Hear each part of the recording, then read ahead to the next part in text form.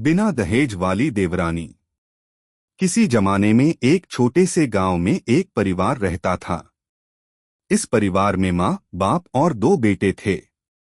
बड़े बेटे का नाम राघव था और छोटे बेटे का नाम आर्यन था। राघव का विवाह कई साल पहले हो चुका था और उसकी पत्नी का नाम दीपाली था। आर्यन अभी अविवाहित था और अपनी पढ़ाई में व्यस्त रहता था। घर में सबसे ज्यादा प्यार माँ को आर्यन से था, क्योंकि वह माँ का बहुत ध्यान रखता था। हालांकि आर्यन भी समझदार था और हमेशा अपनी माँ के साथ अच्छे रिश्ते बनाए रखता था।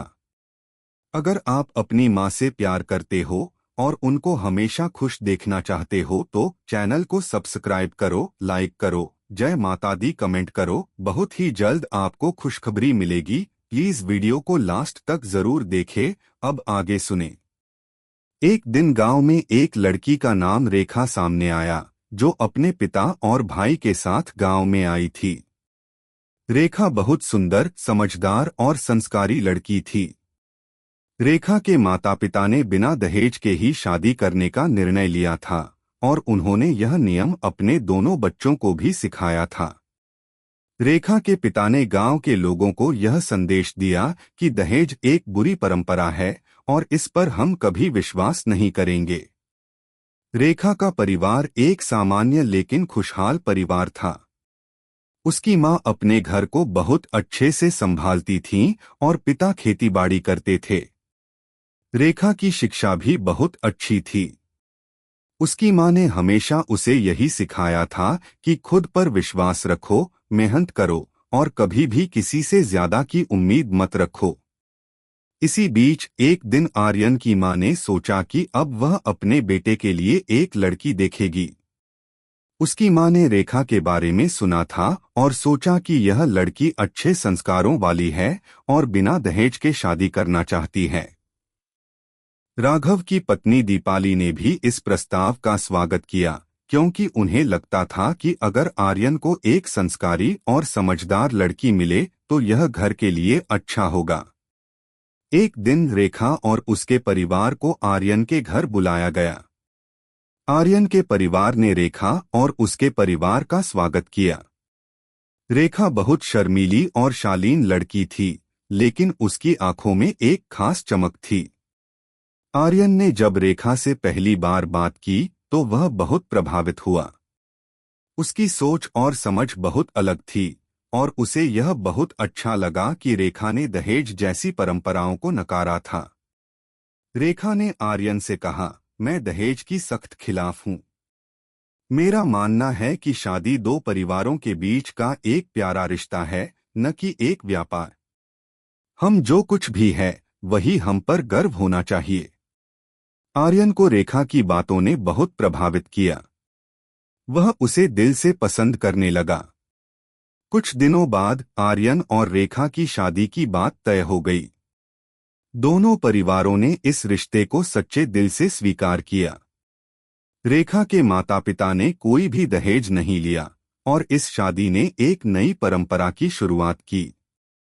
शादी के दिन रेखा ने सादा सा लाल जोड़ा पहना था, जिसमें किसी भी तरह की अधिक शान शौकत नहीं थी। शादी का माहौल बहुत ही सरल और सुंदर था।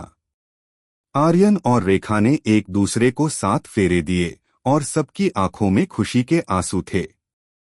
शादी के बाद रेखा आर्यन के घर आई। उसका स्वागत बहुत धूमधाम से हुआ, लेकिन वह यह सब देखकर थोड़ा चौंकी। वह कभी नहीं चाहती थी कि उसके स्वागत में ज्यादा दिखावा हो, लेकिन फिर भी आर्यन के परिवार ने उसे सम्मान दिया। रेखा को यह अच्छा लगा, क्योंकि वह जानती थी कि यह प्यार और सम्मान का प्रतीक था, न कि दहेज की परंपरा का। रेखा ने घर में धीरे धीरे अपनी जगह बना ली। वह अपने सास-ससुर और देवरानी देवर के साथ अच्छे रिश्ते बनाती रही। उसका व्यवहार बहुत सरल था और वह घर के सभी कामों में सक्रिय रूप से मदद करती थी। सबसे खास बात यह थी कि उसने कभी किसी से दहेज की उम्मीद नहीं की थी और न ही वह कभी इस पर ध्यान देती थी। उसका विश्वास था कि सम्मान, प्यार और समझ ही सबसे बड़ी चीजें हैं। आर्यन की माँ, जो पहले अपनी बहू से कुछ ज्यादा उम्मीदें रखती थी, अब रेखा की वजह से सिखने लगी थी। वह समझ गई थी कि दहेज एक धोखा है, और रेखा ने उसे यह सिखाया कि किसी भी रिश्ते में सिर्फ और सिर्फ सच्चाई और प्यार की अहमियत होनी चाहिए। रेखा ने घर के हर सदस्य के साथ अच्छे रिश्ते बनाए। उसे कभी किसी ने ताना नहीं मारा, और न ही किसी ने दहेज के बारे में कोई बात की। रेखा ने एक दिन अपनी सास से कहा, माँ, दहेज सिर्फ एक परंपरा है जो हमें समाज की सोचने सिखाई है। हम इस परंपरा को तोड़कर एक नई राह पर चल सकते हैं। मेरा विश्वास है कि हम अपनी मेहनत और प्यार से एक दूसरे को समृद्ध कर सकते हैं। रेखा की बातों को समझते हुए आर्यन की मां ने भी दहेज की परंपरा को पूरी तरह से छोड़ दिया।